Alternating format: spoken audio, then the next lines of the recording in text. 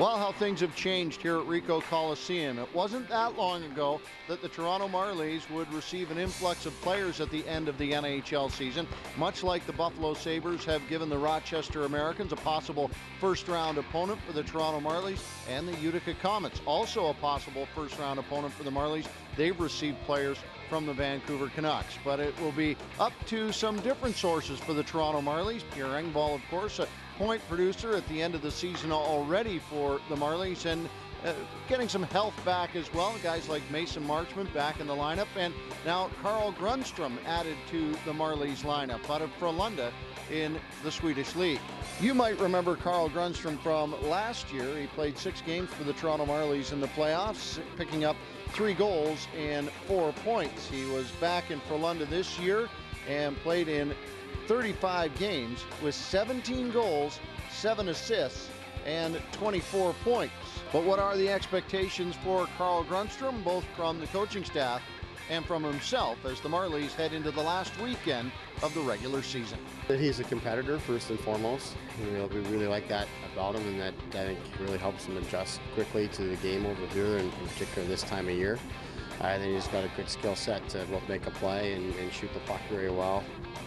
So, he brought a lot to our team when he arrived last year, and just being with him through Leafs training camp and exhibition before he went off to his season in Frölunda, it looked like he took a big step through the summer. And I know, talking to the coaches there and reviewing his video, that he had a real strong season with them, and we feel he's going to bring a lot to us. We're just going to give him some time this week to get acclimated and adjusted back to our system and our structure and our ice and all the things that come with playing in North America. But he certainly is going to be a difference maker for us, we believe. This is a guy last year that I think Marlies fans in the playoffs saw likes to shoot the puck and put it on goal. Nice when you've got some playmakers in the lineup to pair him with? Yeah, we think so. I mean, we've lost some goals out of our lineup here throughout the season, and Pierre Engvall's come in and he's done well for us, and that's helped, and certainly Carl's arrival, we think, now will help us there, both at even strength and on the power play. And Miro Alton, Andreas Johnson had created quite a pair for us, and had sort of been missing in that spot there with Miro, and maybe Carl's going to get a chance there this week, and we'll see how that could go there. But we're hoping to form a little bit of chemistry on that line, and we're happy with how everything else falls in after that. Carl, first, how'd the year go in for London? It was a good year.